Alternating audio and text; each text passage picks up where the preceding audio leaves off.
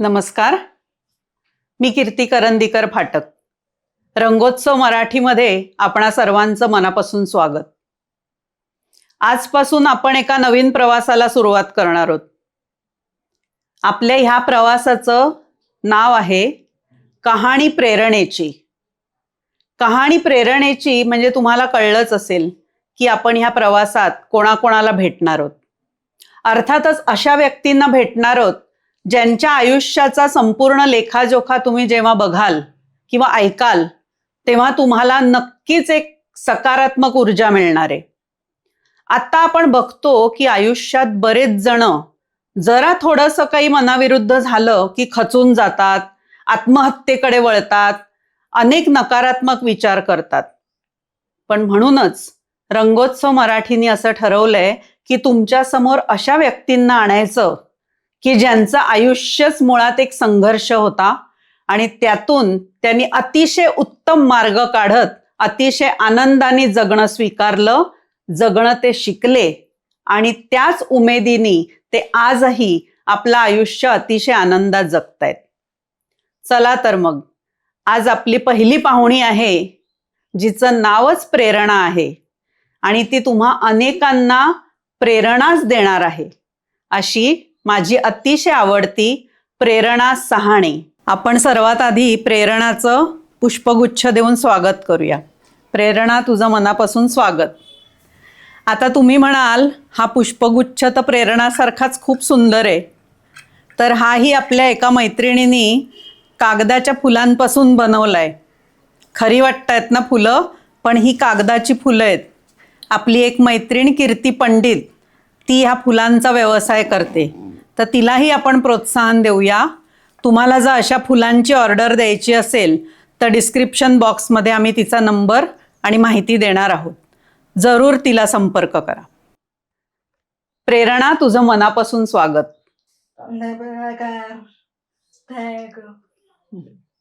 आता आपण अजून एका व्यक्तीचं स्वागत करणार आहोत, ती म्हणजे प्रेरणेची आई. उज्ज्वलाताई, तुमचंही मनापासून स्वागत. धन्यवाद. नमस्कार. आणि बाबा, तुमचंही मनापासून स्वागत. नमस्कार. हे प्रेरणाचे खरे आधारस्तंभ आहेत. आता आपल्या गप्पांमध्ये तुम्हाला ओघाने कळेलच. तर आपण आता उज्ज्वलाताईंना पहिला प्रश्न विचारूया. खरं म्हणजे उज्ज्वलाताई आपल्याला अगदी प्रेरणाच्या पहिल्या दिवसापासूनचा तिचा प्रवास सांगणार आहेत. मला असं माहितीये की तुम्ही सगळ्यांनी अशा अनेक कथा ऐकल्या असतील किंवा तुमच्या आजूबाजूला अशी अनेक माणसं असतील, पण खरंच आपण त्यांच्याकडे आत्मीयतेने नेहमी बघतो का किंवा त्यांच्या संघर्षाचा आपण आदर करतो का? तर मला आज असंच अपेक्षित आहे की आपण सगळ्यांनी प्रेरणाचा तसंच तिच्या आईबाबांचा आदर्श डोळ्यासमोर ठेवून आपल्या रोजच्या आयुष्यातल्या जे आपण छोट्या मोठ्या तक्रारींबद्दल बोलत असतो ना, त्या विसरायला शिकलं पाहिजे. आणि असे संघर्ष बघून आपण नक्कीच पुढे सकारात्मकरित्या जगायला शिकलं पाहिजे. उज्ज्वलाताई, तुम्ही पुस्तक लिहिलेत, मला माहिती आहे, आणि त्या पुस्तकामध्ये तुम्ही संपूर्ण प्रेरणाचा आत्तापर्यंतचा जीवन प्रवास लिहिलाय. तर मला प्रश्न काय आहे हे तुम्हाला माहितीच असणार आहे अर्थातच. तर तुम्ही तिच्या आयुष्याचं आम्हाला अगदी पहिल्यापासूनचं आणि आत्तापर्यंतचं तुमच्या भाषेत आम्हाला सगळं वर्णन करून सांगितलं तर आम्हाला ऐकायला खूप आवडणार आहे. प्रेरणा ही खरोखर प्रेरणादायीच आहे. हे आज जरी खूप आनंदाने, अभिमानाने मी सांगत असले की माझ्या मुलीने नाव कमवलं, परंतु मागे वळून पाहिलं की लक्षात येतं की खूप अडीअडचणींना, खूप संकटांना सामना केल्याशिवाय हे यश मिळालेलं नाही. अर्थात. आणि संकटाची सुरुवात म्हणजे प्रेरणाची जी गोष्ट आहे ती आमच्या लग्नाच्या गोष्टीपासून सुरू होते. 1981 मध्ये मी मूळ गाव संगमनेर, जिल्हा अहिल्यानगर, तिथली उज्ज्वला कासट, माझ्या वर्गमित्र केशव सहाने या मराठा तरुणाबरोबर मी आंतरजातीय प्रेमविवाह केला. त्या काळामध्ये समाज मान्यता नव्हतीच. आपल्याला आंतरजातीय विवाहाचं बद्दल सुद्धा एक वेगळं सेगमेंट करायचंय, तेव्हा पुन्हा यांना बोलवावं लागेल मला. नक्कीच. तर मग तेव्हाच आम्ही असं अगदी वचन एकमेकांना दिलं होतं की काही झालं तरी हातातला हात सुटू द्यायचा नाही. आणि जे काही आता माहिती होतं अडचणी खूप येणार आहेत, पण अर्थात अशा प्रकारच्या प्रेरणाला आल्या त्या अडचणींची काही कल्पना नव्हती. हो. सामाजिक दृष्टिकोनातून जे काही होईल ते सहन करायचं आणि एकमेकांचा विकास करीत राहायचं, प्रयत्न करायचे, एवढंच ध्येय ठेवून आम्ही लग्न केलं. आणि मी लग्नानंतर BEd केलं. त्यांनी केलेलंच होतं अगोदर. मग आम्ही दोघंही चाकणला श्री शिवाजी विद्या मंदिर शाळेमध्ये रुजू झालो. नोकरी, घर, अगदी सुरुवातीला 6 महिने पगार व्हायचा नाही शिक्षकाचा. त्या काळात जवळ काही नव्हतंच आणि कोणीही नातेवाईक बोलत नव्हते. त्यामुळे मग आहे त्या कमीतल्या वस्तूंमध्ये गरजा आमच्या कमी होत्या. छान आनंदात आम्ही जगत होतो.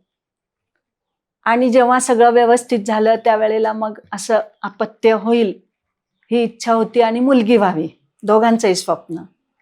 मुलगी झाली, खूप आनंद झाला दोघांनाही. ती गोंडस सुंदर बाळ बघून आणि घर आनंदाने भरून गेलं. ती हसली तरी आम्ही हसायचो आणि ती रडली तरी आम्ही हसायचो, इतका तो आनंद होता. तिच्या बाललीला सुखावून जात होत्या. ती 6 महिन्यांची झाली आणि तो काळा दिवस उगवला. सकाळी उठल्याबरोबर पाहिलं तर बाळाचा डावा हात वाकडा, पाय वाकडा, डोळा डावा मिटलेला आणि ओठ असे तिरपे झालेले, डोळ्यातून पाणी आपोआप गळत होतं. तिची ती बापरे. अवस्था बघून 6 महिन्याची होती. खूप घाबरले. मग आम्ही दोघांनी तिला पुण्यात बालरोग तज्ज्ञांकडे नेलं. त्यांनी ऍडमिट केलं. तिच्या मणक्यातून त्यांनी पाणी काढलं, ते तपासायला पाठवलं. त्यावेळेला ती इतकी रडली की मी सुद्धा मोठमोठ्याने रडायला लागले. आणि मग डॉक्टर आले रिपोर्ट घेऊन. त्यांनी केशवच्या खांद्यावर हात ठेवला आणि सांगितलं की 10 लाखातल्या एखाद्या 6 महिन्याच्या मुलाला अर्धांगवायू होतो. ते मूल आमचं होतं. अरे बापरे. सगळा अंधार पसरला. पुढे काय होईल माहिती नाही. पण 4-5 दिवसांनी हात व्यवस्थित झाला, डोळा उघडला, पाय सरळ झाला, परंतु शरीर पूर्ण लोळागोळा झालं. कमरेत ताकद नव्हती आणि हातपाय असे कापसासारखे, ज्याला आपण लिबलिबीत वगैरे असे शब्द वापरतो त्या टाईप होते. कोणतीच शक्ती नव्हती. तो गोळाच अक्षरशः घेऊन आम्ही घरी आलो. मग पुन्हा आम्ही तिला मालिश, शेकवणं वगैरे चालू केलं. उपचार तर बाकी वैद्यकीय चालूच होते डॉक्टरांचे. मग हळूहळू ती थोडीशी बरी व्हायला लागली. मग असं वाटलं की स्वतःचं घर असावं. मग आम्ही कर्ज काढून 3 खोल्यांचं एक छोटं घर बांधलं. घरावरची गच्ची आणि शेतात घर असल्यामुळे ते आवडायचं खूप मला. आणि मग ती उपचार एकीकडे चालूच होते. मग 3 खोल्यांचं घर बांधल्यानंतर ह्या खोलीतून त्या खोलीत हाक मारल्यावर ती अशी चालता येत नव्हतं तिला, पण पोटावर घसरायची. तर ती यायची नाही. झोपेतून उठली वगैरे तर सामान्यतः मुलं काय करतात, नॉर्मल मुलं जिथं आई वडील बोलतात आवाज येतो तिथं ते आपोआप त्या येतात. दिशेने जातात. पण ही यायची नाही. मग शेजारी राहणाऱ्यांना लक्षात आलं की तिला बहुतेक बहिरेपणा आहे. मग त्यांनी मी तर कधी मूकबधीर मूल तोपर्यंत पाहिलेलं नव्हतं. त्यामुळे मला काही कल्पना याचं कारण नाही. संगमनेरला काही दिसलं नव्हतं कोणी. आणि मग त्यांनी अशी कल्पना दिल्यानंतर आम्ही कान नाक घसा तज्ज्ञ डॉक्टरांकडे गेलो. मग डॉक्टरांनी आम्हाला सांगितलं की तुम्ही ऑडिओमेट्री करा. त्याप्रमाणे कानाची तपासणी आम्ही ऑडिओमेट्री करायला गेलो. मग तिथे लक्षात आलं की 130 डेसिबल जी माणसाची ऐकण्याची शेवटची क्षमता आहे त्याला सुद्धा ती रिस्पॉन्स देत नाही. मग डॉक्टरांनी सांगितलं की अर्धांगवायूच्या झटक्यामुळे तो झटका एवढा तीव्र होता की तिचं हिअरिंग सेंटर पूर्णपणे डॅमेज झालेलं आहे, निकामी झालं आणि तिला कधीही ऐकू येणार नाही. त्यावेळेला टेक्निक एवढं पुढे गेलं नव्हतं. त्यामुळे त्या मशीनचा तिला उपयोग होणार नाही. म्हणजे हिअरिंग एड लावून उपयोग नाही. तिहेरी अपंगत्व तिचं होतं. चालता येत नाही, बोलता येत नाही, ऐकू येत नाही. असा तो लोळा गोळा वाढवायचा कसा? कर्ज काढलेलं होतं, साथ कोणाची नव्हती, ट्रीटमेंटच नाही. काही करून जीवाचा आटापिटा करून ट्रीटमेंट असती तर केली असती, कसंही करून केली असती. पण जगात ट्रीटमेंट नाही हे समजल्यावर पूर्ण खचून गेलो आणि सगळे रस्ते बंद झाले. मला एक अशा म्हणजे प्रश्न असा पडतोय की आत्ता आम्ही जी प्रेरणा बघतो, एक अप्रतिम नृत्यांगना बघतो आम्ही. आणि ते सुद्धा शास्त्रीय नृत्य ती करते. हो आणि मी स्वतः तिचं नृत्य बघितलेलं आहे, मी तिचे क्लिप्स बघितलेले आहेत. म्हणजे हे सगळं ना कल्पनेच्या पलीकडचं आहे. आणि तुम्ही जे आत्ता आम्हाला सांगितलं की तिला पूर्ण अपंगत्व म्हणजे तिहेरी अपंगत्व आलं तिहेरी. होतं, हं. तर तिथून हा प्रवास म्हणजे खरोखर मला अचंबित करणारा वाटतो. तर तुम्ही हे मूल घडवलंय, तुम्ही स्वतः एक शिल्पकार मूर्तिकार म्हणून मला ग्रेट वाटत आहात. तर मी आपले जे सगळे प्रेक्षक आहेत त्या सगळ्या प्रेक्षकांच्या वतीने तुम्हाला आधी मनापासून मी अरे बाप. वंदन करते की तुम्ही इतकी सुंदर मुलगी घडवली आहेत. मी बाबांना पण प्रश्न विचारणारच आहे, पण सगळ्यात मला असं वाटतं की एक आई म्हणून तुम्ही म्हणता की तुम्ही खचून गेलात त्यावेळेला, पण त्या खचण्यावर तुम्ही मात कशी केलीत. आणि तुम्ही मला सांगितलं होतं, आपण गप्पा मारत होतो तेव्हा, की तुम्हाला वाचनाची खूप आवड आहे. हो तर मला मनापासून असं वाटतं की वाचन हा ज्याचा गुरु असतो बरोबर. तो आयुष्यातले अडथळे खूप सहज पार करू शकतो किंवा त्याच्यावर मात करू शकतो. तर तुम्ही त्याबद्दल पण सांगा, आणि एक शिक्षक असल्याचा तुम्हाला काय फायदा झाला ह्या सगळ्या प्रवासात, तेही आम्हाला ऐकायला आवडेल. मग आम्ही ते सगळं करायचं ठरवलं, आत्महत्या वगैरे. मे ही तारीख थोडी घेतली होती की जेणेकरून शैक्षणिक वर्ष संपेल, आणि सगळी तयारी आम्ही केली बापरे. की संध्याकाळी आपल्याला जायचं. आणि त्याच दिवशी योगायोगाने अमरावतीहून आमचे एक मित्र आले आमच्याकडे, आणि ते लग्नाला येऊ शकले नाही म्हणून घरी आले. आणि त्यांनी एकूण परिस्थिती पाहिली. आणि अकोला येथे माझी बहीण राहते, डॉक्टर वंदना बागडी. तर ती छान, तिचा माझा संवाद तोपर्यंत चालू झालेला होता. आणि मग ते ओळखत होते माझ्या बहिणीला, तिच्याकडे जाऊन आलेले होते. आणि मग त्यांनी परिस्थिती पाहिली आणि मला म्हणाले की मी अकोल्याला जाणार आहे, तर तुम्ही बहिणीला पत्र लिहून द्या. आता माझी मनस्थिती इतकी खराब होती की मी काय लिहिणार होते दुसरं पत्रात. मी बहिणीला लिहून टाकलं की आता आपली भेट होणार नाही, हे माझं शेवटचं पत्र, आम्ही आज जाणार आहे, असं असं आम्ही करणार आहे. त्यांनी ते पत्र मुद्दाम, म्हणजे मी काहीतरी लिहिल या दृष्टीनेच लिहून घेतलं. लव्हाळे त्यांचं नाव. आणि त्यांनी ते वाचलं. मग त्यांनी गावात जाऊन, पोस्टात जाऊन वगैरे फोन लावला माझ्या बहिणीला अकोल्याला, तेव्हा एवढ्या सोयी नव्हत्या. आणि मग त्यांनी सांगितलं की इथे काहीतरी घडणार आहे, तुम्ही ताबडतोब या.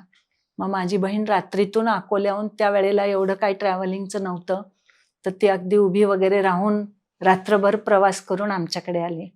तशी ती पहिल्यांदाच आली होती. म्हणजे आनंद व्यक्त करू की दुःख व्यक्त करू हेच मला कळत नव्हतं. मग तिने दिवसभर काय आम्हाला दाखवलं नाही, गप्पा मार ह्या त्या आम्ही बसलो. मग संध्याकाळी तिने कानाची आकृती असलेला कागद आणला होता, कारण ती स्वतः डॉक्टर. आणि मग तिने सगळी माहिती सांगितली की प्रियांकाला, तेव्हा आम्ही हिचं नाव प्रियांका ठेवलं होतं आवडीने, अगदी बारसं बिरसं थाटात करून प्रियांका नाव ठेवलेलं. आणि मग ती म्हणाली की प्रियांकाला हे झालंय, ते झालंय अर्धांगवायूमुळे, आता हिअरिंग सेंटर नाही, पण ह्याच्यावर तुम्हाला मात करता येईल, लिप रिडिंग आहे, वेगवेगळ्या प्रकारचे. नंतर तिने काही दिव्यांगांची नावं सांगितली, म्हणजे त्यांनी उभारी दिली तुम्हाला. उभारी दिली की जेणेकरून पुढे गेल्यावर ह्या मुलांनी काम करून दाखवलंय. आणि नंतर तिने तिच्या बॅगेतून हेलन केलरचं पुस्तक काढलं, जे खरं मी पूर्वी वाचलेलं होतं, पण संकट काळात काय मला त्याची आठवण आली नाही. आणि मग ते पुस्तक पाहिल्याबरोबर माझ्या लक्षात आलं की हेलन केलर तर अंध पण होत्या. म्हणजे मग त्यांनाही अशा प्रकारचं अपंगत्व होतं, पण त्यातून त्या बाहेर पडून आजही सुवर्ण अक्षरात त्यांचं नाव लिहिलेलं आहे, हेलन केलर. तर आपणही आपल्या मुलीला घडवू शकतो, काहीतरी करून दाखवू शकतो. ही एक ऊर्जा, चेतना मनामध्ये हळूहळू निर्माण झाली. मग आम्ही दोघं रात्रभर बोलत होतो. मग असं गच्चीवर वगैरे गेलो. म्हणजे अगदी सिनेमासारखा असला तरी हा खरा प्रसंग आहे. आणि सूर्योदय होत होता, आमच्या नवीन आयुष्याचा नवा सूर्योदय. मग केशव मला म्हणाला की आपण आता पूर्ण आयुष्य हिला समर्पित करायचं, आणि दुसरं म्हणजे दुसरं मूल होऊ द्यायचं नाही, पूर्ण तिच्यावर लक्ष केंद्रित करायचं. तिने आपल्याला जीवनदान दिलेलं आहे. आणि मी म्हटलं की थोडं सोशल माइंड माझं असल्यामुळे की अशा मुलांना आपण थोडी मदत पण करू, आपल्याला जसं शक्य आहे. असं काही नाही की आर्थिकच केली पाहिजे प्रत्येकाला. आणि मग तो सूर्योदय होतच होता. मग नवी प्रेरणा मिळाली. मग केशव म्हणाला आपण तिचं नाव बदलू आजपासून, ती प्रियांकाची प्रेरणा झाली. तर अशी ती प्रियांकाची प्रेरणा झाली. मला हे ऐकल्यानंतर एक असं वाटतं की ईश्वराने आपल्याला जशी संकट दिली आहेत तसेच त्याच्यात मार्ग पण दिलेले आहेत. फक्त आपल्याला ते दिसावे लागतात. बरोबर आहे. तर हे मला तुमच्या आत्ता तुम्ही जे अनुभव आम्हाला सांगितलाय की तुमच्या विचारापासनं सुद्धा पुन्हा नवीन तुम्ही सूर्योदयाकडे इतकं आशेचा किरण तो बघितला आणि प्रियांकाची प्रेरणा झाली. तर मला आता प्रेरणाला प्रश्न विचारायचा आहे. तुम्ही तिला माझ्या वतीने विचारा की तुला स्वतःला की तू नृत्य करतेस ह्याची जाणीव कधी झाली आणि कितव्या वर्षी झाली? तुला डान्स आवडतो, मग तू केव्हा डान्स करायला लागली लहानपणी? हा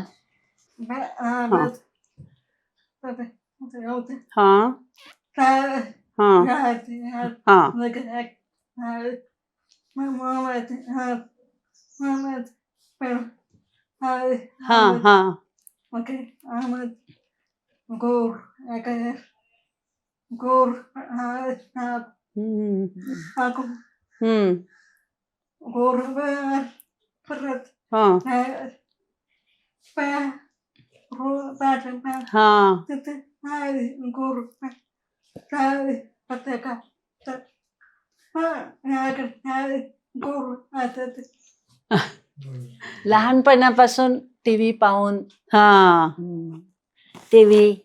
लहानपणी करायची. आणि मग हळूहळू आम्हाला कळत होतं की तिला आवडतोय डान्स, परंतु तिला कोणी शिकवणार नाही हे पण मला माहिती होतं त्यावेळेला. कारण की तेही मला विचारायचंच आहे, कारण तिच्या गुरु ज्या शुमिता महाजन आहेत त्यांनी खूप मेहनत घेतली असं तुम्ही मला गप्पांमध्ये म्हणालात. तर त्यांच्यापर्यंत तुम्ही कसे पोचलात तेही मला ऐकायला आवडेल. आता आधी तर तिचं पायात शक्ती नव्हती. ती आयुर्वेदिक ट्रीटमेंटने एका तेलाने ती मालिश केल्यानंतर तिचे पाय पूर्ववत झाले आणि एक दिवशी ती उठून उभी राहिली. ती चालायला काय पळायलाच लागली. म्हणजे आयुर्वेदिक औषध हे खूप महत्वाचा भाग आहे. त्याचं नाव आहे स्पेसिफिक काही? नाही, ते कर्वे रोडला एक जण द्यायचे, आता ते नाही येत हयात. आणि त्यांचं तिथे शिक्षक होते ते, पण त्यांनी ते संशोधन केलेलं होतं. तर तिळाच्या तेलात ते हिरव्या रंगाचं औषध बनवून द्यायचे.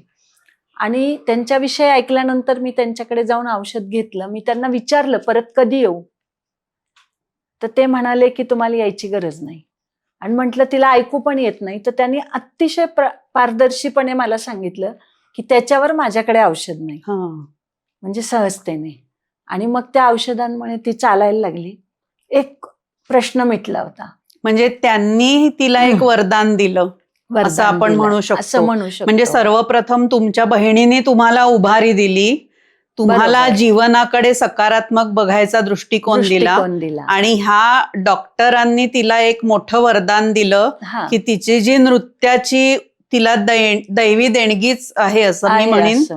तर त्याच्यासाठी तिला एक भक्कम आणि उत्तम असा पाय म्हणणारच नाही मी, पायाच तिला तयार करून दिला. मला आता प्रेरणाच्या नृत्याच्या प्रवासाबद्दल ऐकायला आवडेल.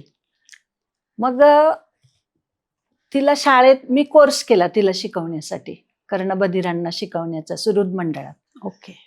मग तो एक थोडं आम्हाला संवाद साधता यायला तिच्याशी.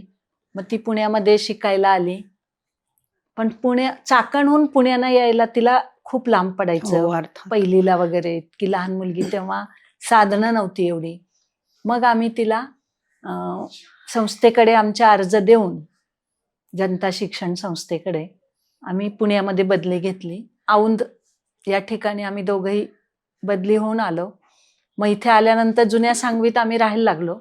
इथून तिला शाळा जवळ पडत होती. माझ्या औंधच्या शाळेमध्ये गॅदरिंगला एका विद्यार्थिनीने अतिशय सुंदर नृत्य सादर केलं. मी तिला तिचं कौतुक केलं, पाठीवर हात ठेवला आणि तिला म्हणाले की किती छान, तू कुठे शिकली वगैरे का नृत्य? तर ती मला म्हणाली की माझ्या गुरु आहेत इथे शुमिता महाजन, त्या मला शिकवतात. तर मला आजही याचं उत्तर सांगता नाही येणार की मी कसं काय तिला एकदम म्हणाले की माझ्या मुलीला त्या शिकवतील का. उत्स्फूर्तपणे मी बोलले आणि ती तर काय विद्यार्थिनीच, तिला इतका आनंद झाला, ती लगेच शाळा सुटतानाच आली, मॅडम चला गुरुकडे जाऊ. आम्ही गेलो. आता मला माहिती होतं त्या काही स्वीकारणार नाही, कारण की त्या भरतनाट्यम शुद्ध शास्त्रीय नृत्य शिकवतात आणि त्याचा पायाच मुळात संगीत, सूर आणि ताल आहे. तेच नसेल तर नृत्य करणं खूप अवघड आहे. म्हणजे भरतनाट्यम म्हणजे काय हातवारे नाहीत किंवा कसंही नाचलं तरी चालतं असं नाही येते. पण आम्ही गेल्यानंतर ते एक तरुण मुलगी होती, कॉलेज कुमारी, म्हणजे गुरु ह्या संकल्पना माझ्या मनात होती त्यापेक्षा कितीतरी वेगळं. आणि म्हटलं ह्या मुलीला मूकबधीर म्हणजे काय किंवा कर्णबधीर हे काय समजणार नाही.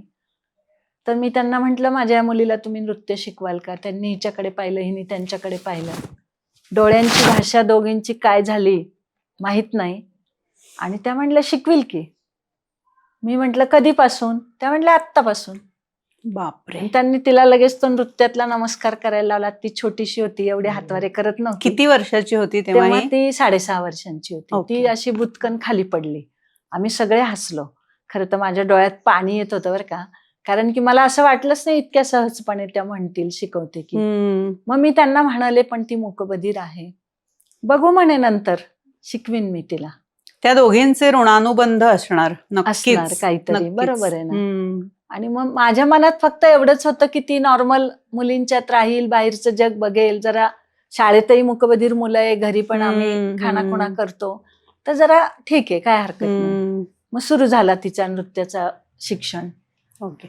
आपण आता प्रेरणाच्या आईशी तर गप्पा मारतोच आहे, पण ह्याच्यात अजून एक अतिशय महत्त्वाची व्यक्ती आहे आणि ती म्हणजे प्रेरणाचे बाबा.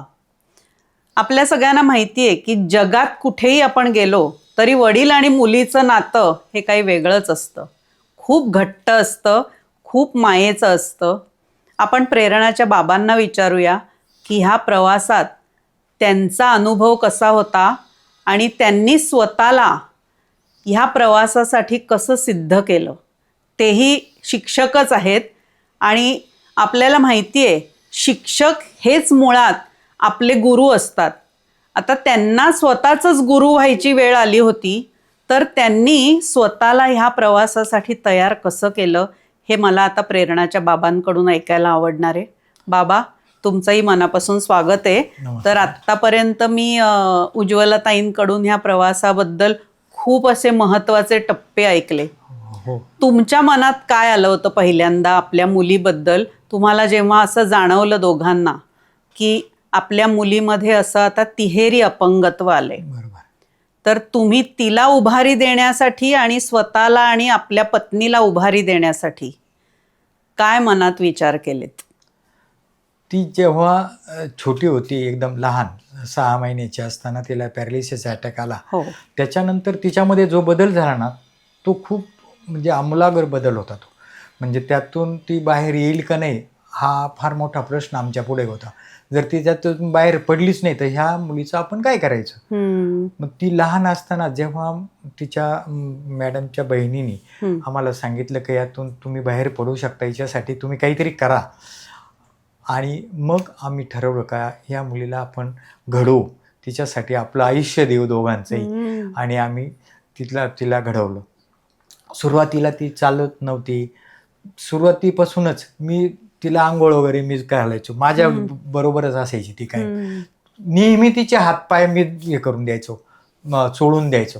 आणि मी क्रीडा शिक्षक असल्यामुळं मालिश कसं करावं हे लहानपणापासून तिला मी त्या पद्धतीने तिला मालिश करायचो. साध्या कोकोनट ऑइलनी मालिश करायचो सुरुवातीला, पण तिचे हातपायच एकदम असे कापसासारखे होते. पण मला माहीत होतं की यात मध्ये बदल नक्की होऊ शकतो. आपण हे मालिश ही फार उपयुक्त क्रिया आहे आणि त्यातून ती नक्कीच त्याचा फायदा होईल. आणि त्यातून काही तेलं मिळाली, वेगवेगळ्या तेलांचा वापर सुरुवातीला मी केला आणि नंतर मला कर्वे रोडला ते तेल मिळालं आणि त्याने तर ते लगेच तिला 6 महिन्याच्या आतच ती लगेच चालायलाच लागली, नवी पळायला लागली. मी क्रीडा शिक्षक असल्यामुळं मी मैदानावर जायचो प्रॅक्टिसला, ती माझ्याबरोबर यायची. अरे वा. मैदानाला 4-4 राऊंड ती मारायची. आम्ही मुलांना घेऊन 2 राऊंड मारायचो तर ती 4 राऊंड मारायची. आणि त्यामुळे ती एकदम कणखर झाली, एकदम किडकिडीत होती ती. तिच्यात शक्ती तशी फार कमी होती, पण ताकद हातापायात तिची निर्माण झाली आणि ती पळायला लागली. नंतर ती ऐकायचं येणार नाही हे आम्हाला माहीतच होतं. तिच्या आईने कोर्स केला त्याच्यासाठी, तिला शिकवण्याचा कोर्स झाला, तिची शाळा सुरू झाली. त्याच्यासाठी मग आम्ही विषय वाटून घेतले. इंग्रजी गणित मी घ्यायचो आणि भाषा विषय तिला शिकवायची. आता भाषा ह्या मुलांना फार अवघड आहे, म्हणजे 100% आपण भाषा त्यांना शिकवूच शकत नाही अशी परिस्थिती. कारण की मराठी भाषा जगातली सगळ्यात अवघड भाषा आहे शिकवायला. इंग्रजी आपण शिकू शकतो, गणिताच्या संकल्पना त्याला समजून सांगू शकतो, त्याला काय ऐकण्याची जरी त्याला ऐकू येत नसलं तरी, पण भाषा शिकवणं अवघड आहे. पण मग तिला शाळेत तुम्ही कुठल्या घातलं? मराठी शाळेत घातलं. मराठी सुरुवातीला आमचे प्राथमिक विद्यामंदिर होतं चाकणला, तिथं घातलं. त्याच्यानंतर 6.5-7 वर्षाची झाल्यानंतर तिला मी मॉडर्नच्या PS गर्ल्स जंगली महाराज रोडच्या शाळेत तिला घातलं. चाकणवरून 1 वर्षभर तिला मी सकाळी 5:30 वाजता STनं बसून द्यायचो. शिवाजीनगरला एक बाई ठेवलेल्या होत्या तिला घेण्यासाठी, त्या तिला घ्यायच्या, शाळेत सोडायच्या, शाळा सुटल्यानंतर तिला बसमध्ये बसून द्यायच्या, ST बसमध्ये. जाताना येताना सगळे लोक तिला ओळखत होते. वर्षभर तिनं अपडाऊन केलं आणि एवढं म्हणजे ती एकटी बसनी प्रवास करायची शाळेसाठी. कंडक्टर ड्रायव्हर पूर्वीच्या काळी कसं असायचं, सकाळची पहिली गाडी, मग त्याचे ठराविक कंडक्टर ड्रायव्हर असतात. कारण की पुण्यात चाकणवरून येणारे, पुण्याला येणारे लोक ठराविक असतात, तेच लोक असायचे, ते सगळे तिला ओळखत होते. ती एकदा आजारी पडली, 8 दिवस तिला शाळेत नाही, तर ते ड्रायव्हर आणि कंडक्टर घरी आले आमच्या, तिला कशी आहे विचारायला. म्हणजे एवढी ती म्हणजे लोकांचंही तुम्हाला प्रेम मिळालं आणि मदत मिळाली. खूप मदत. ST मध्ये जाणारे जे कॉलेजचे विद्यार्थी होते ते तिला घेऊन जायचे, मॉडर्न कॉलेजला वगैरे जे असायचे ना, तर मग ते तिला सोडायचे कधी कधी तिला तिथे. किती छान आहे हे. खूप. आता म्हणजे तुम्हाला मागे वळून बघताना बाबा काय वाटतं की तुम्हाला एवढ्या लोकांनी मदत केली तर ईश्वराचाच तो आशीर्वाद तुम्हाला मिळाला तेव्हा. नक्कीच नक्कीच. आणि मला वाटतं तुम्ही हे जे शिक्षणाचं पवित्र कार्य करता, तुम्ही विद्यार्थी पण घडवलेले आहेत, तर ते पुण्य तुमच्या गाठीशी असल्यामुळे तुम्हाला ते सगळेजण मदतीला धावून आले आणि प्रेरणाच्या यशोगाथेमध्ये त्यांचाही वाटा आपल्याला दिसतोय. मला आता प्रेरणाला विचारायचंय, तुला नृत्य करताना खूप आनंद मिळतो असं मला बघतानाच कळतं. मी बघते तुला, तू नृत्य करतेस तेव्हा तुला खूप आनंद मिळतो. आनंद होतो. आनंद. तर तुला ह्या दोघांबद्दल काय वाटतं? त्यांनी तुला घडवलंय, तर ह्या दोघांबद्दल काय वाटतं?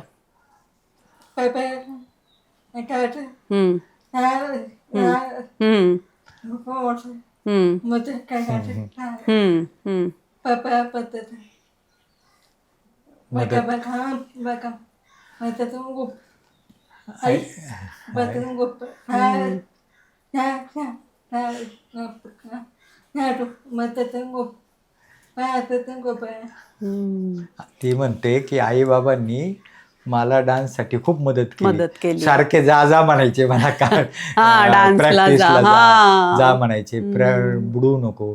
आणि बाबांनी कायम मला क्लासला सोडलं. म्हणजे हा पुढचा हे आहे, जेव्हा तिचा क्लास सुरू झाला तेव्हा आम्ही सांगवीत राहायला आलो होतो, तर तिला मी सोडायचो. आठवड्यातले 3 दिवस सुरुवातीला क्लास असायचा तिचा, तर तिला सोडायचो आणि आपलं 1 तासभर फिरायचो मी बाहेर, आणि क्लास संपला का तिला घरी घेऊन यायचो. एकही दिवस म्हणजे आठवड्यातले 3 दिवस, सगळे दिवस ती असायची 100%. आता एक थोडा वेगळा प्रश्न विचारते. आपण खूप सिरियस सगळ्या गप्पा झाल्या म्हणजे, तर प्रेरणा स्वयंपाक करते का? उत्तम स्वयंपाक करते ती. अरे वा, छान स्वयंपाक करते. मग तुझ्या आणि हातचं खायला यायला पाहिजे. नवीन ज्या रेसिपी आहेत त्या आता युट्यूब असल्यामुळे हा, ते पाहून करते. कधी कधी युट्यूबवर जर खाली लिहिलेलं नसेल काय हा. काय पदार्थ टाकायचे, हम्म. तर ती मला पळत पळत खाली येऊन विचारते की काय टाकलंय, काय बोलतायत ते. हा. इतकं तिला आणि ती उत्सुकता वाहन पण असते. चालवते असं तुम्ही मला म्हणालात. हो. म्हणजे ती पूर्ण स्वावलंबी झालेली आहे आता. हो, ते पहिल्यापासून त्याच्यासाठी विशेष कौतुक बाबांचं करावं लागेल की त्यांनी ते टू व्हीलर चालवते ती टू आता. व्हीलर चालवते. जेव्हा क्लास चालू होता, बाबा घेऊन जात होते, त्यावेळेला ते म्हणजे कितीही पाऊस पडलेला असो, ते दोघं टू व्हीलरवर भिजत जायचे. हम्म. तेव्हा गुरूंच्याकडे एकही विद्यार्थिनी आलेली नसायची. खूप पाऊस आहे, पण हे हीच. एकटे हम्म. किंवा त्यांची लांब जैजोरीला बदली झाली तरी जाऊन येऊन करून जायचे. अंगात ताप असला तरी जायचे. म्हणजे त्यांचं एक मत होतं की पालकांनी जर तास बुडवला हम्म. तर मग उद्या मुलं पण बहाणे शोधून काहीतरी करत राहतील. मला आता एक विचारायचं आहे की शास्त्रीय नृत्य, कुठलीही शास्त्रीय कला ती आपल्याला अवगत करायची असते, त्याला प्रचंड रियाज लागतो आणि मेहनत लागते. बरोबर. तर ती करण्यासाठी प्रेरणेचं म्हणजे तिची काय भावना असायची आणि ती कशी मेहनत करायची? त्यासाठी तर खरं ते सगळं गुरूंना द्यायला पाहिजे श्रेय. हम्म.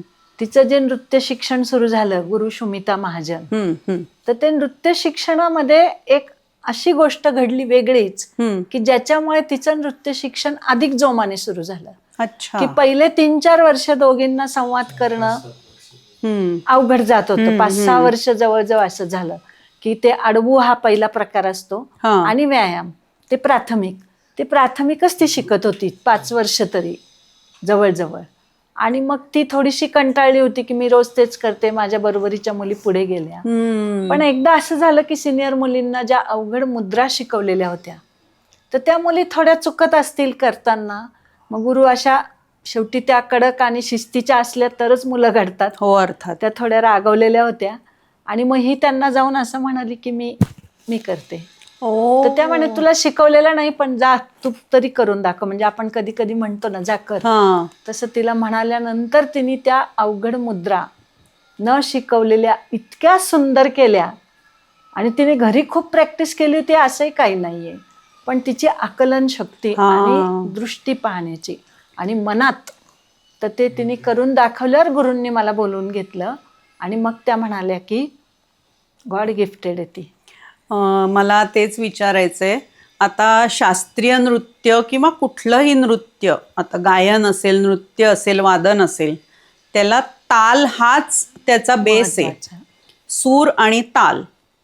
तर ह्या दोन्हीचं तिला समजण्यासाठी काही नाहीच आहे मार्ग. बरोबर. शब्द ऐकू येत नाहीत, सूर ऐकू येत नाहीत, ताल ऐकू येत नाही. तर हे ती कसं काय करते? खरं तर याचं उत्तर गुरु जास्त चांगलं देऊ शकतात. तरी सुद्धा गुरूंचं असं मत आहे की ती शरीरात घेऊनच आलेली आहे संगीत, सूर, ताल. मी फक्त मार्गदर्शिका आहे. हे खूप तसं मोठं विधान आहे. नाही, पण हे आम्ही बघतोय, कारण तिचं नृत्य बघितल्यावर ती इतकी परफेक्ट नृत्य करते की कोणाला विश्वासच बसणार नाही की ती कर्णबधीर आहे.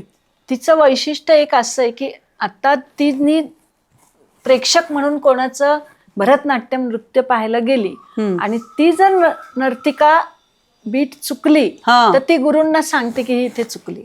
ओ, इतकं तिच्यात कमाल आहे, ते. कमाल. म्हणजे ते संगीत, सूर, ताल तिच्या तिच्या शरीरात देवाने त्याच्या सकटच आणि तिला मग गुरूंनी पाठवलंय. पण तिच्यावर जेव्हा त्यांनी लक्षात आलं की आपण हिचं पहिला स्टेज शो अरंगेत्रम करू, त्यावेळेला त्यांनी तिच्यावर खूप प्रयोग केले. ओके. आणि कधी तिचे डोळे बांधून काठीला घुंगरं लावून असा ताल द्यायचा प्रयत्न केला. कधी टाळ्या वाजवून, कधी डोळे उघडून काही अजून वेगळे प्रयोग, तू काठी आपट, एका बाजूला मी धरते. म्हणजे खूप असे प्रयोग केले. काही प्रयोग यशस्वी झाले, काही अयशस्वी झाले, पण त्या पण शिकत होत्या ना कसं शिकवायचं. आणि मग त्यांनी ते अरंगेत्रम करायचं ठरवलं. तुला चेहऱ्यावर हावभाव कसे आणतेस गाण्याचे?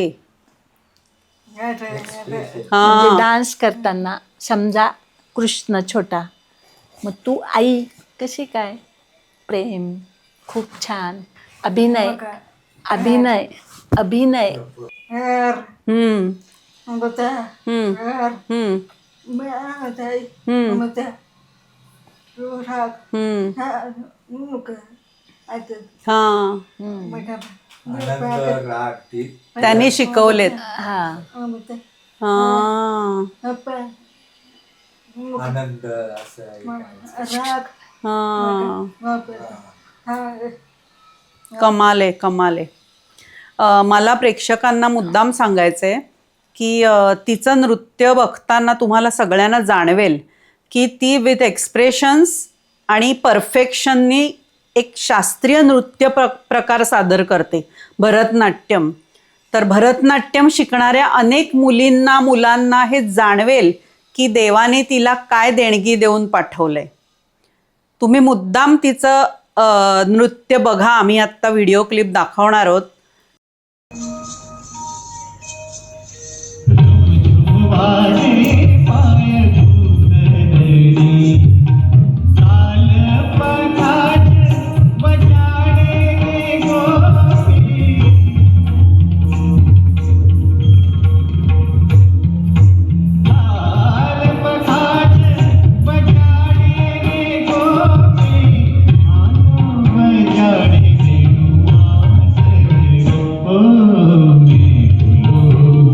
पण त्याच्याही पुढे जाऊन मला सगळ्या प्रेक्षकांना एक विनंती करायची आहे. विनंतीपेक्षा मला एक आग्रहच करायचा आहे की अशा लोकांना, अशा मुलांना, मुलींना आपण प्रोत्साहन देणार नाही तर मग कोण देणार. मला वाटतं अशा मुलामुलींचे, म्हणजे प्रेरणेसारख्या कलाकारांचे कार्यक्रम आपण ठेवले पाहिजेत आणि त्यांना व्यवस्थित मानधन दिलं पाहिजे. कारण त्यांना तो आनंदही मिळाला पाहिजे की मी अर्थार्जन करते, मी कोणावर अवलंबून नाही आहे. हा आनंद त्यांना मिळवून देण्याची जबाबदारी आपली सर्वांची आहे. तर मी ह्या माझ्या चॅनलच्या माध्यमातून सगळ्यांना असं मनापासून आवाहन करू इच्छिते की प्रेरणेचे ज्यांना ज्यांना कार्यक्रम ठेवता येतील त्यांनी जरूर ठेवा. कारण तिच्या नृत्यामुळे तुम्हाला फक्त आनंद मिळणार आहे आणि तिला मानधन देऊन तुम्ही त्याचं कौतुकात रूपांतर करा. उज्ज्वलाताई, मला तुम्हाला विचारायचं असं आहे की आता ती ह्या टप्प्यापर्यंत आली आहे की ती एक अतिशय उत्तम आणि यशस्वी नृत्यांगना आहे. तर तुम्ही अशा व्यक्ती, म्हणजे अशा मुलामुलींच्या आई वडिलांना काय सांगू शकाल? प्रेरणाने भारतभर कार्यक्रम केले, परदेशातही नृत्याचे कार्यक्रम केले. हंगेरीला ती वर्ल्ड डान्स फेस्टिवलला गेली, किंवा मुंबईला तिचा खूप मोठा कार्यक्रम झाला. CGI आले होते, सूर्यकांत सर, आपले सरन्यायाधीश, त्यांनी पण तिचं कौतुक केलं. असं दक्षिण भारतातल्या प्राचीन मंदिरांमध्ये कार्यक्रम केले. बाकीचे तिने महाराष्ट्रभर केलेलेच आहेत. काही नवीन प्रयोग पण तिने तिच्या कार्यक्रमात केला, जी कान्होपात्रा यांच्या नृत्यनाटिका भरतनाट्यममधून सादर केली. तर असे खूप केले कार्यक्रम. अर्थात पुन्हा एकदा मी त्याचं सगळं श्रेय गुरूंनाच देईल, कारण की त्यांनीच ही सगळी इथपर्यंत तिला आणलेलं आहे. पण मी अशा मुलांच्या पालकांना सांगेन, आधी मुलांना सांगेल की तुम्ही स्वतःला स्वीकारा. जोपर्यंत आपण स्वतःला स्वीकारत नाही तोपर्यंत आपल्याला पुढे जाता येत नाही. आईनी हे शिकवलं पाहिजे की आपण जसे आहोत तसे चांगले आहोत. प्रेरणासाठी तो प्रसंग जर सांगायचा, सांगा ना, आम्हाला ऐकायला जरूर आवडेल. शाळेत जात होती ती आणि परीक्षा असायच्या. तर अभ्यास तर आम्ही खूप, आता अर्थात तिचा लिहून बोलून असाच अभ्यास होता. 6-7 तास अभ्यास करायचो आम्ही, तेव्हा तिला ते कळायचं. आणि ज्या वेळेला परीक्षा संपून ती घरी यायला लागली की आम्ही दोघं असं खिडकीतून बघायचो की ती जर अशी आनंदाने अगदी येत असली की पेपर चांगला गेला, आणि ती निराश होऊन अशी येताना दिसली की आम्हाला कळायचं. मग आम्ही तयारी करायचो की बा तिला कसं मानसिकदृष्ट्या सांभाळायचं आहे. पण एकदा ती अशी रागात येत होती. आल्याबरोबर तिने दप्तर फेकलं, चपला बूट फेकून दिल्या आणि खूप चिडलेली होती. तिने वस्तू घरातल्या फेकायला सुरुवात केली. मग तिने देवघरात जाऊन देव फेकले, बाहेर काढले, इकडं तिकडं टाकले आणि मोठमोठ्याने मला अशी धरून हलवत होती. मीच बहिरी का आहे? ह्या प्रश्नाचं उत्तर आमच्याकडे नव्हतं. आम्ही दोघंही तिला काहीच सांगू शकत नव्हतो. मी तर रडत होते तिच्याबरोबर. म्हणजे केशवनं पण सुचत नव्हतं आता काय करायचं. आम्ही तिला खूप सांभाळत होतो, पण तिने अंग टाकून दिलं आणि ती मोठमोठ्याने रडायला लागली की आता काय करावं तेच कळत नव्हतं. मग तिची अशीच डोकं आपटून घ्यायला लागली देवघरापुढे जाऊन की मीच का अशी. मग मी तिला विचारलं की एवढं काय झालंय तुला आजच? मग म्हणाली की मला प्रश्नांची उत्तरं येत होती, पण प्रश्न भाषा बदलून आले. आता मराठी भाषा अवघडे सांगितलंच मगाशी, त्यामुळे मला अर्थ कळला नाही. मी वेगळीच उत्तरं लिहिली. बाहेर आल्यावर मैत्रिणींनी मला उत्तरं सांगितली, मी पण पाहिली पुस्तकात. मग मला खूप धक्का बसला. ती वेगळी मी का अशी? म्हणजे येत असलेली उत्तरं लिहिता नाही आली, याचा तिला प्रचंड मनस्ताप झाला की आता आपण नापास होणार याच्यामुळे. आणि ती ते दुःख करत होती. आणि मग ते डोकं आपटून घेता घेता आम्ही सांभाळत होतो तिला. ती खूप रडली रडली रडली, झोपली. आम्ही तिच्याकडेच बघत बसलो की आता काय करायचं. इथपर्यंत आपण तिला आणलं, पण ह्या प्रसंगाला कसं तोंड द्यायचं? पुन्हा प्रश्नच निर्माण झाला. ती हळूहळू जागी झाली. तिने डोळे उघडले आणि माझ्याकडे बघून खुदकन हसली. जाऊ दे म्हटली, मी आहे तशी छान आहे. ओ, बाबांना पण ती म्हणाली की काय हरकत नाही, जा, मला ऐकू येत नाही, जाऊ दे. आणि हसायला लागली. ती आजपर्यंत आनंदी आहे. कारण तिचं हसणं असंच राहू दे आयुष्यभर. तिने स्वतःला स्वीकारलं की ठीक आहे, मी अशी आहे, पुढे काय, पुढे जाऊ. आणि आम्ही एक ठरवलं होतं की आपण तिला ऐकण्याची शक्ती देऊ शकत नाही, पण जगात इतक्या गोष्टी आहेत त्या आम्ही देऊ शकतो. खूप सकारात्मक विचार आहे हा. याच्यामध्ये मग आम्ही तिला पेंटिंग शिकवलं. आणि अगदी केशव यांचं कौतुक करण्यासाठी एक सांगते, सांगा. की तिला ज्वेलरी करायची आवड होती. मग केशवनी स्वतः ज्वेलरी करायचा कोर्स केला आणि घरातच क्लास चालू केला. बापरे. अगदी पेपरमध्ये छोटी जाहिरात देऊन मग 20-22 स्त्रिया आपण इथे बसलोय तिथे येऊन ज्वेलरी शिकायच्या आणि त्यांच्याबरोबर प्रेरणा पण शिकायची. म्हणजे पालकांना हे मी सांगेल की तुम्ही पण त्या मुलाला स्वीकारा. आधी वडिलांनी स्वीकारणं फार गरजेचं आहे. नाहीतर वडील आईला दोष देत बसतात आणि ते कुटुंब उद्ध्वस्त आपण होतं. जगात अशी अनेक उदाहरणं बघतो. हो, मग कुटुंबाने, परिसराने आणि मग समाजाने सुद्धा त्यांना काय करुणा, दया, बहिरा आहे, लंगडा आहे, हेटाळण्याची गरज नाही. त्यांना ती माणूस सोबत आहे. घ्या स्वतःच्या. अशा लोकांना पाहिलं की मला असं वाटतं की मूकबधीर कोण आहे? आपण आहोत नॉर्मल माणसं की ही मुलं आहेत? बरोबर ती आहे. नाहीच आहेत. आपले विचार चुकीचे आहेत. बरोबर आहे, अगदी आपला बरोबर आहे. दृष्टिकोन चुकीचा आहे त्यांच्याकडे बघण्याचा. फक्त माणूस म्हणून बघा, सगळे प्रश्न सुटतील. आपल्या ह्या पॉडकास्टद्वारे नक्की लोकांचा हा दृष्टिकोन बदलेल अशी मला खात्री वाटते. आणि उज्ज्वलाताई, मला अजून एक विचारायचं म्हणजे की प्रेरणा आता एक नृत्यांगना म्हणून आहे. म्हणजे ती सुप्रसिद्धच आहे, कारण ती आज जगभरात सगळीकडे कार्यक्रम करते. पण तुम्हाला असे काही त्या नृत्याशी संबंधित किंवा कार्यक्रमाशी संबंधित सुद्धा काही असे अनुभव आले का, कटू अनुभव, की ज्यामुळे तुम्ही काही शिकलात? म्हणजे पालक म्हणून तुम्ही काय शिकलात त्या कटू अनुभवांमधून? 2015 मध्ये तिचा नाद द साऊंड ऑफ सायलेन्स हा कार्यक्रम बालगंधर्वला आम्ही केला. तिचे प्रत्येक कार्यक्रम जे सोलो डान्स परफॉर्मन्स होतात सगळीकडे, ते आपण, कारण तो खर्च खूप मोठा असतो. हॉल बुकिंग असेल, गायक वादक आहेत, मेकअप आहे, ड्रेपरी किंवा जाहिरात, खूप मोठा म्हणजे लाखाच्या घरात जातो कधी कधी हा खर्च. मग तो खर्च मिळण्यासाठी परत, आणि तिलाही काहीतरी थोडंफार मिळालं पाहिजे म्हणून तिकीट लावलेलं असतं. आता जनरली तिकीट लावूनच शो होतात. आपण तर अगदी तिकीट लावूनच कोणतेही शो बघतो. त्याप्रमाणे तिकीट असतं. पण खूप लोकांना भरतनाट्यम हे आम्हाला कळणारच नाही. थोडंसं आपल्याकडे नृत्याबद्दलची विचारसरणी लोकांची वेगळी आहे. परंतु ज्या लोकांना आहे त्याचं समज, ते तर येतात. पण आपल्या महाराष्ट्रीयन लोकांनी पाहावं म्हणून आम्हाला खूप प्रयत्न करावे लागतात. ओके. हे पहिलं. हम्म. दुसरं म्हणजे जर कुणी तिला नृत्यासाठी बोलवलं, कधी कधी मोठे कार्यक्रम असतात, तर कॉर्पोरेशनचे असतील किंवा शासकीय असतील किंवा हे, हम्म. तर त्यावेळेला गणेश वंदना करा, हम्म. पेपरला नाव येईल किंवा तिला प्रसिद्धी मिळेल, 4 लोक तिचा कार्यक्रम असं म्हणजे आम्हाला असं सांगितलं जातं. मानधन प्रॉपर काही देत नाही. मानधन मी विचारते की मानधन नाही, आमच्याकडे मानधनासाठी जरा हे आहे, हा बदल घडायला तर पाहिजे. बिना मानधनचा आम्ही कोणताही कार्यक्रम घेत नाही.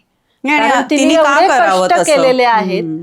आणि खर्च होतो. मग आपणच मेकअपचा खर्च करायचा, आपणच जाण्या येण्याचा खर्च करायचा, हम्म. आणि तुम्ही फक्त अनाऊन्स करणार ती आणि अशी. नाही, तिला जर संपूर्णरित्या स्वावलंबी बनवायचं हो. असेल तर तिने अर्थार्जन केलं तरच ती पूर्ण स्वावलंबी आणि झाली असं होईल. त्या कार्यक्रमामध्येच गुरूंनी अनाऊन्स केलं होतं की ती प्रोफेशनल नृत्यांगना आहे, हम्म. ती अशी नृत्यांगना नाही हम्म. की. आणि खूप वेळेला असं होतं की काही ठिकाणी आता कार्यक्रम करायचा आहे, घ्यायचा आहे कोणाला मोठा कार्यक्रम, हम्म. तर ते लोक मला म्हणतात की पण आम्हाला विश्वास नाही वाटत हो ती एवढं करू शकते. तर मी त्यांना काय म्हटलं की तुम्ही तिचे कार्यक्रम जेव्हा असतात पुण्यामध्ये, तेव्हा तुम्ही या, ते कार्यक्रम बघा.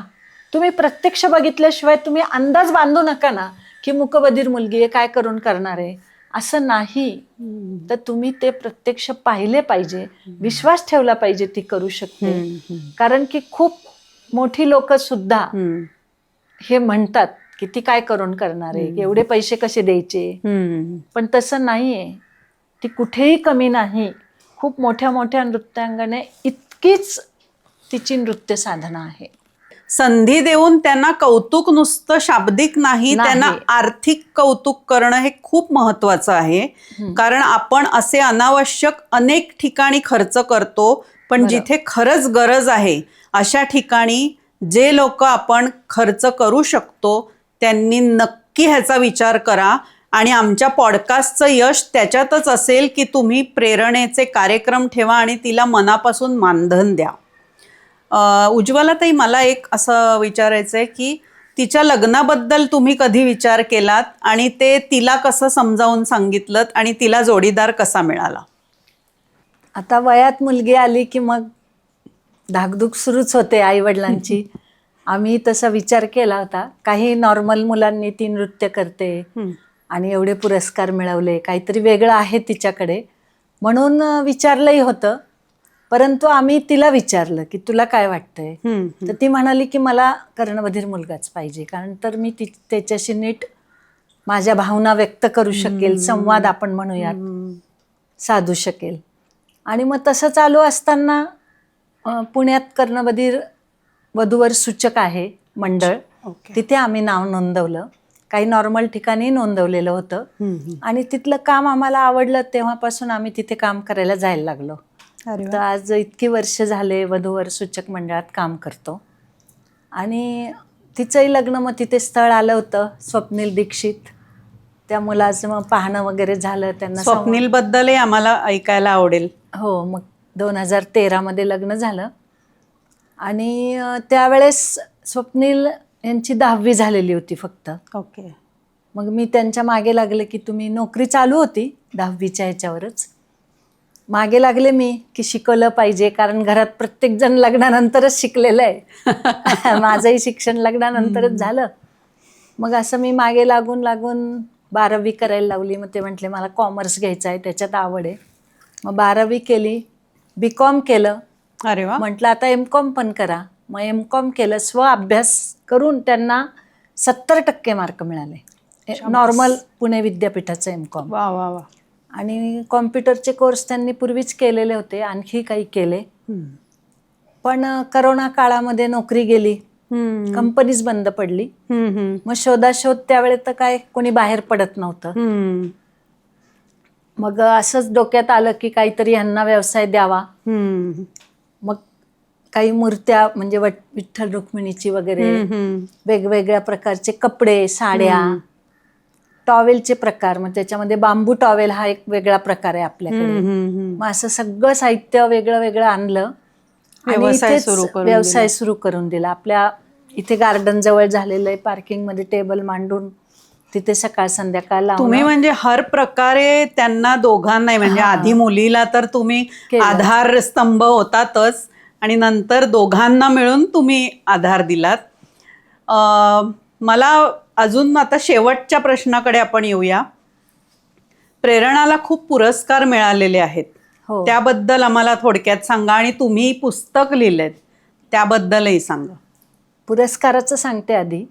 तर तिचं महत्त्वाचं काय आहे की तिने जर पेंटिंग केलं असतं, शिल्पकला शिकली असती किंवा स्पोर्टमध्ये गेली असती तर ती वेगळी गोष्ट होती. त्याच्यामध्ये काय ऐकण्याचं एवढं काही नसतं. पण तिने जे क्षेत्र निवडलं त्या क्षेत्रामध्ये ऐकण्याशिवाय काहीच पुढे करता येत नाही. पण तिने ते करून दाखवलं ऐकू न येता. त्यामुळे खऱ्या अर्थाने तिने अपंगत्वावर मात केलेली आहे. आणि दुसरं म्हणजे पॅरालिसिसमुळे तिला एका पायावर काही काही वेळा नृत्यामध्ये असतात तर ते तिला करता येत नाही, किंवा गरकन गिरकी मारणं.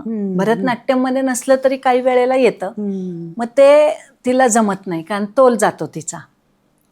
तरी सुद्धा ती इतकं सुंदर प्रकारे नृत्य करते. त्यामुळे पुरस्कार तिला भरपूर मिळाले. त्याच्यामध्ये सगळ्यात महत्त्वाचा म्हणजे राष्ट्रीय पुरस्कार तिला मिळालेला आहे.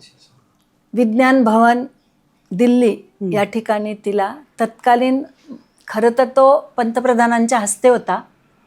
त्या दिवशी बालाजीला खूप मोठा पूर आला, त्यामुळे ते तिकडे गेले आणि त्यावेळचे अर्थमंत्री अरुणजी जेटली यांच्या हस्ते तिला विज्ञान भवन येथे रोल मॉडेल या नावाचा राष्ट्रीय पुरस्कार मिळालेला आहे. वा वा वा.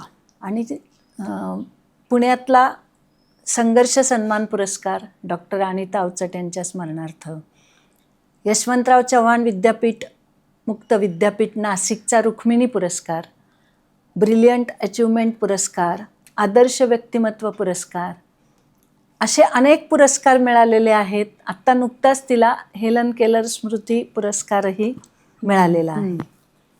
तर जवळजवळ तिने आत्तापर्यंत 75पेक्षा जास्त कार्यक्रम केलेत आणि तिला आत्तापर्यंत 45पर्यंत पुरस्कार मिळालेले. माझ्या काही मनात असं आपण पुस्तक लिहू वगैरे नव्हतं, तसं मला साहित्य लिहायला वाचायला आवडतं. माझे अनेक लेख वगैरे प्रकाशित झालेले आहेत आणि कविता तर प्रश्नच नाही, माझ्या काळजातलाच ठाव येतो. आणि काव्यलेखन, वाचन आणि त्याप्रमाणे पुस्तक लिहावं असं मला डॉक्टर अनिल अवचट, माझे सर डॉक्टर सुरा चुनेकर सर आणि तिच्या गुरु शुमिता महाजन यांनी अत्यंत आग्रहाने माझ्याकडून ते खरं तर लिहूनच घेतलं असं म्हणावं लागेल आणि मी ते पुस्तक लिहिलं. पुस्तकाला खूप चांगला प्रतिसाद मिळाला. 3री आवृत्ती आहे. अरे वा. लिहिल्यानंतर खूप आवडलं लोकांना. मुख्य उद्देश हा होता की त्यातून काहीतरी मिळावं प्रेरणाच्या गोष्टीतून. आताही आपण पाहणारच आहे, खूप लोकांना ती आवडणारच आहे. पण सगळ्यात पुस्तकाला 2 पुरस्कार मिळाले. आपटे वाचन मंदिरचा इचलकरंजी लक्षणीय साहित्यकृती पुरस्कार आणि दुसरा पुरस्कार महाराष्ट्र शासनाचा लक्ष्मीबाई टिळक आत्मचरित्र पुरस्कार. दोन्ही मोठे पुरस्कार आहेत. पण त्याहीपेक्षा एक मोठा पुरस्कार असा मिळाला की इंजिनिअरिंगला नापास झालेल्या मुलांनी पुस्तक जेव्हा त्याला वाचायला दिलं गेलं आणि त्याच्या मनात आत्महत्या करायचं होतं तर त्याने पुस्तक वाचून आत्महत्या रद्द केली. तसा त्याने मला फोन केला की प्रेरणा एवढं करू शकते, मी तर धडधाकट आहे, मी का नाही करू शकत.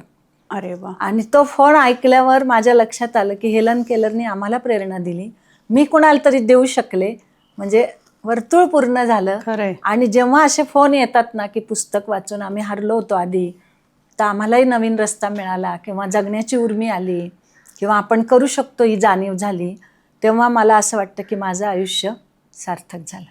खरंय. उज्ज्वलाताई, मला सांगा की हा तुमचा प्रवास खडतर तर होताच, म्हणजे अजूनही असेलच, पण त्याच्यात तुम्हाला माणसं खूप छान भेटत गेली त्या प्रवासात, असं तुम्ही मला मगाशी म्हणाला होतात. तर त्याबद्दल पण आम्हाला ऐकायला आवडेल. प्रेरणाला घडविण्याच्या या प्रवासामध्ये अनेक मदतीचे हात पुढे आले. त्याच्यामध्ये मुख्य म्हणजे आता डॉक्टर अनिल अवचट आहेत, डॉक्टर सुरा चुनेकर सर आहेत, तिच्या गुरु आहेत शुमिता महाजन, साधना नृत्यालय. त्याचप्रमाणे 2 मदतीचे कणखर हात आमच्या कुटुंबामध्ये आहेत. ते म्हणजे आधी आमचे हिंजवडीचे विद्यार्थी होते आणि विद्यार्थ्याची ते आमची मुलं कधी झाली आम्हालाही कळलं नाही. त्याच्यामध्ये राजेश रणदिवे आणि आता त्याचं सगळं कुटुंब आणि महेश शिंदे हे दोघंही गेली 15 वर्ष घरी येतात. प्रत्येक कमी जास्त काम जे असेल तिचे सगळे कार्यक्रम हे खरोखर त्यांच्या मेहनतीवर आहेत. आणि तिचं लग्न असेल, माझ्यावर झालेली शस्त्रक्रिया असेल, 10 दिवस दोघंही मुक्काम ठोकून दवाखान्यात. म्हणजे असं काही नाही की जन्मच द्यावा लागतो. खरंय. प्रेमाची नातीसुद्धा आपल्यासाठी खूप काही करू शकतात ह्याचं हे उदाहरण आहे. म्हणजे आमच्या घरातलं पानही हलत नाही. छोट्या छोट्या टेक्निकल गोष्टीसुद्धा करायच्या असेल तर राजेश महेश यांना आमच्याकडे पर्याय नाही. ते तिचे भाऊ आहेत. तसंच माझा माहेरचा परिवार जो सुरुवातीला जोडला गेलेला नव्हता, हळूहळू जोडला गेला. माझे दोन्ही भाऊ अरविंद कासट, विनोद कासट, भाऊजाया, सासरचे लोक, माझे दीर विशेषतः अशोक सहाने, मुलं संदीप आणि प्रदीप प्रत्येक कार्यक्रमाला मदतीला उभे राहतात. त्याशिवाय होत नसतं. माणसं जोडत राहणं हे खूप आयुष्यात महत्त्वाचं आहे. आता उज्ज्वलाताई, आम्हाला तुम्ही तुमच्या काळजाचा तुकडा आम्हाला माहितीच आहे प्रेरणा, आणि तिच्या पण काळजाच्या तुकड्यांची ओळख करून द्या बरं. प्रेरणाविषयी तर आता आपण बोललोच आहे, त्यामुळे प्रश्नच येत नाही. हे स्वप्नील दीक्षित, प्रेरणाचे यजमान, आणि त्यांचा तो गोड मुलगा यश, आमचा नातू, तो आता 5वीत आहे आणि तोच सांगेल तुम्हाला. तू आईला मदत करतोस? हो. काय काय मदत करतोस? लॅपटॉप नेतोस म्हणे. लॅपटॉप नेतो. आणि अजून सामान ठेवतोस स्टेडियम मध्ये. हो. आणि मेसेजेस करतोस असं आई मगाशी म्हणाली मला. करतो. हो, कोणाचे निरोपाचे मेसेजेस वगैरे? अजून आहे ना मम्मीच्या मैत्रिणीचा पण मेसेज करतो. हो का, मैत्रिणीला वगैरे मेसेज करतोस? आजोबा आजीला पण मेसेज करतो. हो. ह्यांना पण मेसेज करतो. हो. ह्यांनी मला कॉकरोच पाठवला होता. आणि तू आईचा डान्सचा कार्यक्रम बघायला जातोस ते तू टाळ्या वाजवतोस की नाही नंतर? हो, वाजवतो. पण मी असा करतो पण आहे ना तिला कळती नाही. तिला कळतं की तू टाळी वाजवलेली कळते, फक्त मी ऐकू येत मागे नाही. बसलेलो होतो. हो का? मी असं मम्मीला सांगितलं. ती बोलली की टाळी का नाही वाजवली. मी बोललो मागे बसलो होतो. हा. पण मग तुला आता मोठं झाल्यावर काय बनायचंय रे? एका कंपनीचा मालक. अरे वा, मस्तच. मग त्याच्यासाठी खूप अभ्यास करणार ना तू? हो. मग तुला आजी आजोबा सांगतात का अभ्यास कर खूप? हो, सांगतात. शाळेत पण करतोस ना? Very good. पहिलं नव्हता करायचा. हो. हा. आणि मग आता करायला लागलास का? मग ना पहिलं आहे ना मी लिहिलं शाळेत जुन्या ॲपल, फ्रुट्स, ॲनिमल्स, कलर्स, व्हेजिटेबलचे नाव लिहिले, फ्लॉवर्सचे पण नाव लिहिले. अजून आता राऊत सर मला रोमन अंक शिकवतात. अच्छा. मग तुला सगळ्यात काय आवडतं? सगळ्यात पहिला आवडतं रोमन अंक. अच्छा. रोमन अंक महत्वाचं आहे. हा. आणि मला सांग, तुला युरोप मधले देश माहिती आहेत का? हा, माहिती. युरोपले बघा, इंग्रजाने भारतात का कब्जा केला सांगू? हा. कारण की ना जर्मन एम्पायरने पूर्ण युरोप मध्ये कब्जा केला. अच्छा. अजून ताकद वाढवण्यासाठी म्हणून भारतामध्ये कब्जा केला इंग्रजांनी. अजून दुसरे खंडातल्या देशांवर पण, अमेरिकाच्या जागेवर पण. हो. तुला हिस्ट्री खूप आवडते का वाचायला? हा. अच्छा. आणि शिवाजी महाराजांबद्दल वाचतोस का तू? हो, वाचतोच. ते जेव्हा जन्माला आले होते ना तेव्हा त्यांचा एम्पायर एवढासा होता आणि मग ना ते जेवढे मोठे होत होते ना तेवढा एम्पायर वाढत होता. हो. आणि त्यांनी कुठले किल्ले जिंकले रे? तोरणा किल्ला जिंकले. हां. अजून कोंढाणा. बरं, आता मला सांग की तू आईबाबांशी गप्पा मारतोस? हो, मारतो. आईला सांग तू मला खूप आवडतेस. कसं सांगशील? आईला हाताने असं. तिच्याकडे बघून सांग. तिला सांग आता. तू मला खूप आवडतेस. कसं सांगशील? तू मला खूप आवडते. कसं? तू मला आवडते. हां. आणि बाबाला सांग. बाबाला पण सांग तुझ्या. तुम्ही मला हो बोल. खूप छान कुटुंब आहे हे. आम्हाला पण ह्यांना भेटून खूप आनंद वाटलाय आणि तुम्हाला पण सगळ्यांना खूप आनंद वाटेल अशी मला खात्री आहे. तर प्रेरणा तुला, तुम्हाला आणि यश तुम्हाला तिघांना पुढील आयुष्यासाठी खूप खूप शुभेच्छा आणि आशीर्वाद. थँक्यू. आपणा सर्वांनी ही आत्ता कहाणी प्रेरणेची ऐकलीच आहेत. मला पण मनापासून असं वाटतं की आमचा हा पॉडकास्ट तुम्ही जेव्हा बघाल तेव्हा तुमच्यापैकी काही जणांना ह्यातून जर प्रेरणा मिळाली आणि सकारात्मक आयुष्याकडे वाटचाल सुरू झाली तर ते आमच्या पॉडकास्टचं खरं यश असेल. उज्ज्वलाताई आणि केशव काका यांच्या अथक प्रयत्नांनी एका अपंग आयुष्याला अतिशय सक्षमपणे जगायला शिकवलं, सक्षमपणे पायावर उभं केलं. हा आदर्श आपण सर्वांनी ठेवला पाहिजे. प्रेरणा सहाणे दीक्षित ही जगातली एकमेव अशी भरतनाट्यम नृत्यांगना आहे जी आत्ता व्यावसायिक नृत्यांगना म्हणून नावारूपाला आलेली आहे आणि ती आत्ता कार्यरत आहे. म्हणजे आपण जे म्हणतो प्रोफेशनल डान्सर, अशी ही जगातली एकमेव कर्णबधीर प्रोफेशनल डान्सर आहे, भरतनाट्यम डान्सर.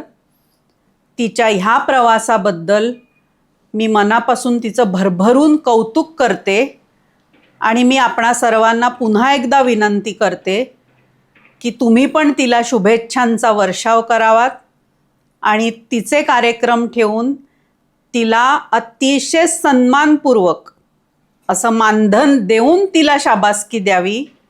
तरच आपण ह्या समाजासाठी आपलं जे देणं आहे ते थोडं तरी देणं दिलं असं होईल. मला खात्री आहे तुमच्यापैकी अनेक जण ह्याचा विचार करतील आणि तो विचार कृतीत आणतील. ह्याच एका अतिशय सकारात्मक विचाराबरोबर मी आपणा सर्वांची रजा घेते. आपण पण रंगोत्सव मराठी या माझ्या यूट्यूब चॅनलला सबस्क्राईब करा आणि अशा अनेक प्रेरणांचे मी आपल्यासमोर विचार मांडणारच आहे आणि असेच आमचे पॉडकास्ट तुम्ही बघत राहा. नमस्कार. आणि आपण यशसाठी स्पेशल खाऊ पण आणला आहे. आपली अजून एक मैत्रीण आहे श्वेता करमरकर, तिने आपल्याला पौष्टिक लाडू बनवून दिलेत खास यशसाठी.